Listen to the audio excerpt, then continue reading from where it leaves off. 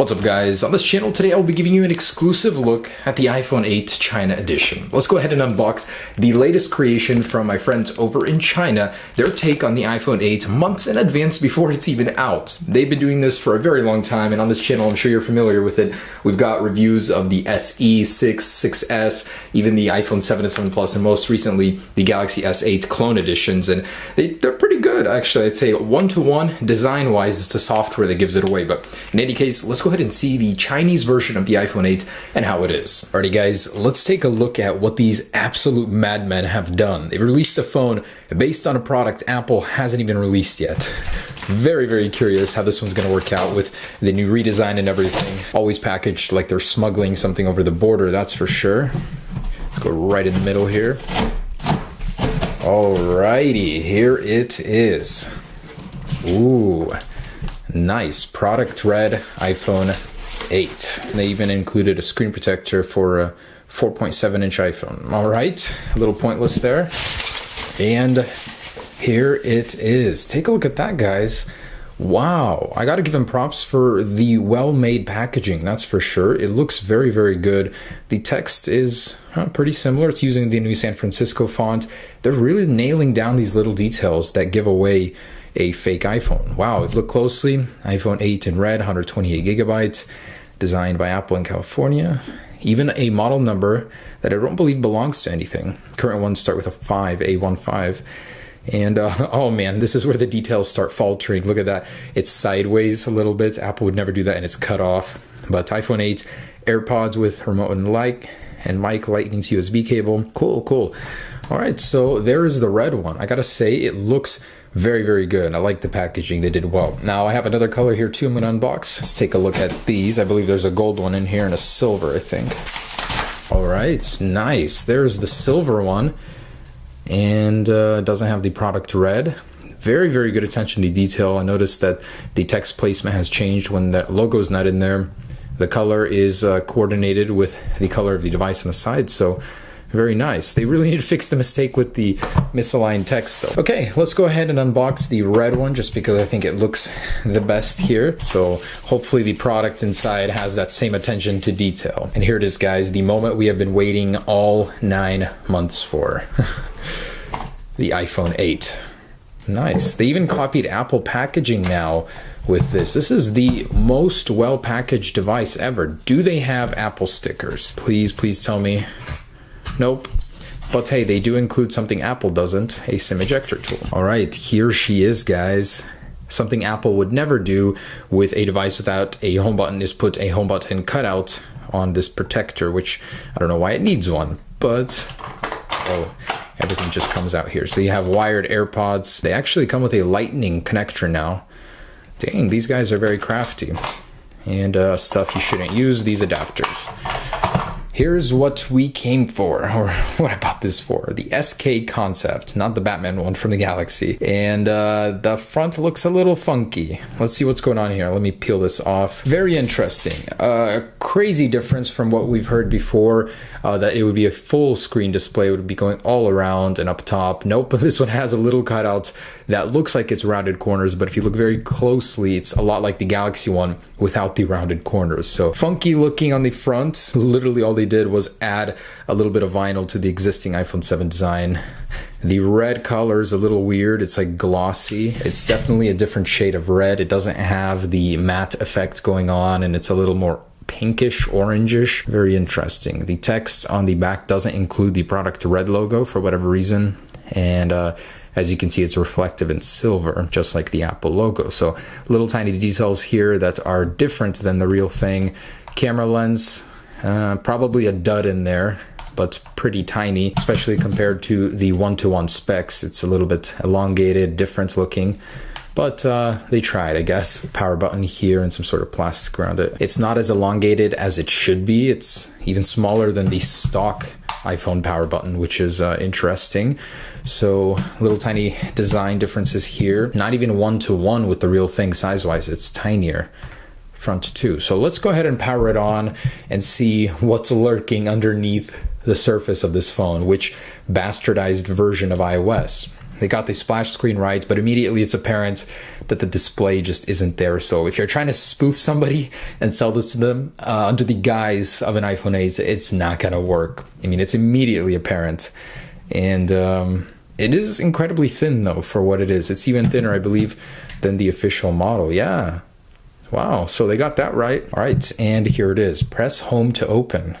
Oh yeah, I just realized this has no home button. Oh, it does though. So it's a capacitive home button underneath this little border chin area over here. So it's not actually on the screen, but I gotta say it looks pretty good. The display is pretty sharp actually. It's wow, pretty fluid, I must say. Looks quite good. Unfortunately, it's not running a clone of iOS 11, which is what I was hoping it would. No sort of shortcuts here. Basically, whoa, what's going on there? Some sort of glitch. It's got assistive touch on. Let's go ahead and see what this thing is running. Pretty close. The font's a little bit off.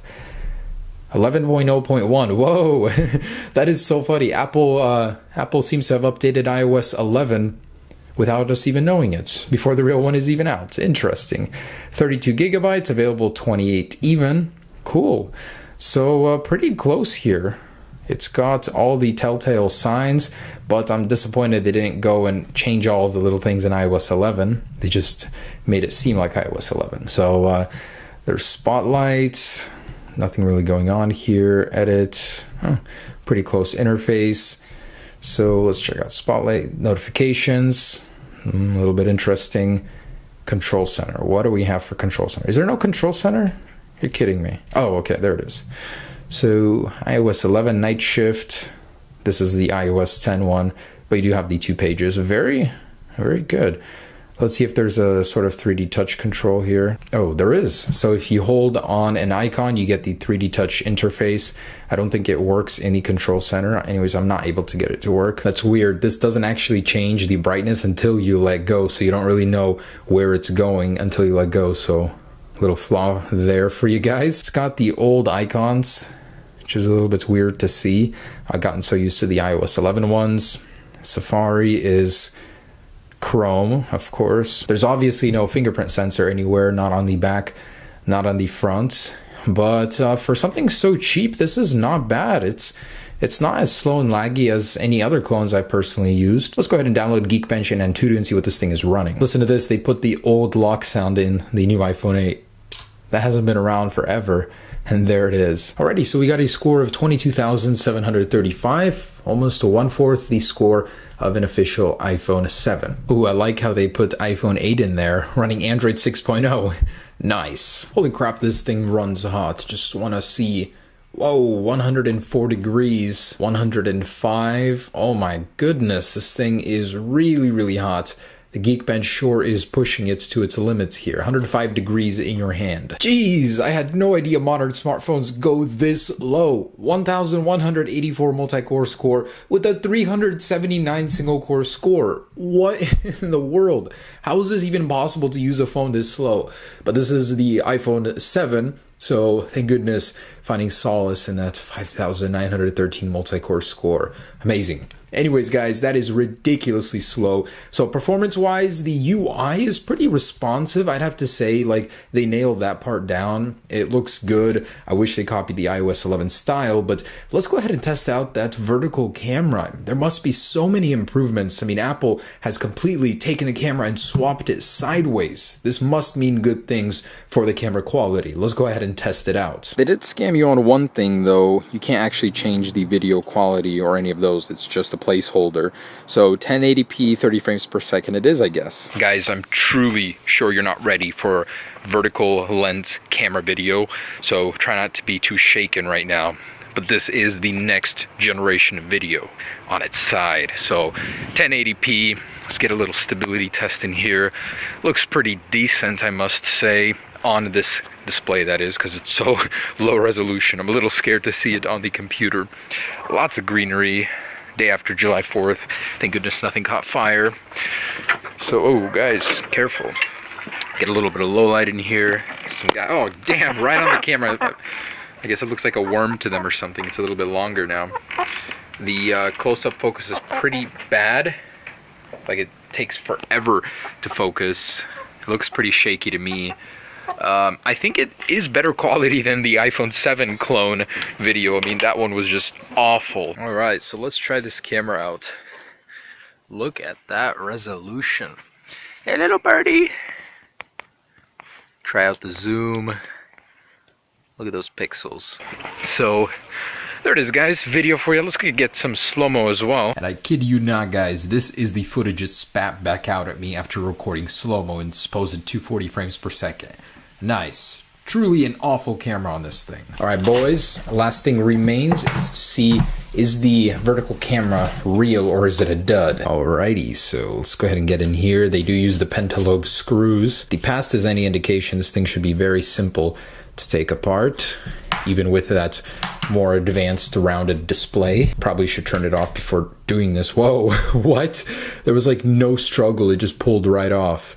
Okay, so you've got a ribbon cable separating the display. I'm gonna go ahead and unplug it, but that's crazy how simple that was to take apart. Unplug, and what do we got? So, pretty slim battery in here. I'd be surprised if that was more than 2,000 milliamps, probably about 1,500 or so.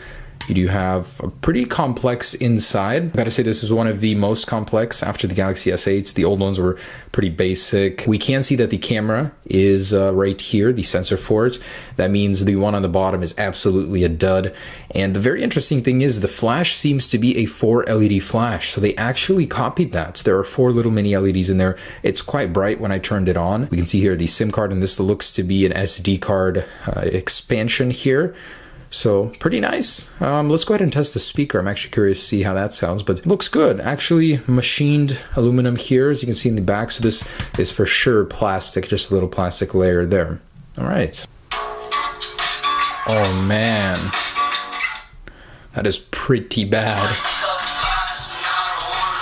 That's terrible. It peaks. The music player, though, looks pretty similar to iOS's, so that's bad. Check out Siri on this thing. It's a really crappy version called Evi.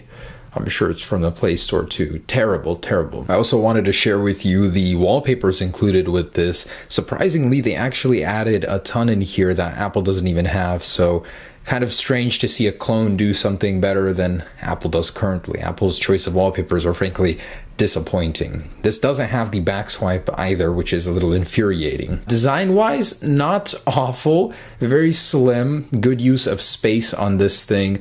I like that they tried. Software could definitely use a big workover. If they picked up the specs a little bit, made it a little bit faster, I think it would have been better. But overall, not bad. A quick look at the iPhone 8 China edition before it has even been released. So just wanted to say, don't buy this thing unless you really want to burn through $100 or so. You can find them all over the internet already, as they are for sale now. Just thought it was an interesting thing before the actual release. Of course, the real one, guys, is going to be so much better. It's going to have a much more legit looking camera that will actually function, a glass back, wireless charging, very nice power button, possibly Touch ID in there, a huge full screen display, the little sensor area up there. And it's going to be awesome, guys. Much better than this. Don't think that this thing has anything to do with the real one. It is a clone. So thanks so much for watching, guys. Stay tuned for upcoming iPhone 8 updates. All right, peace.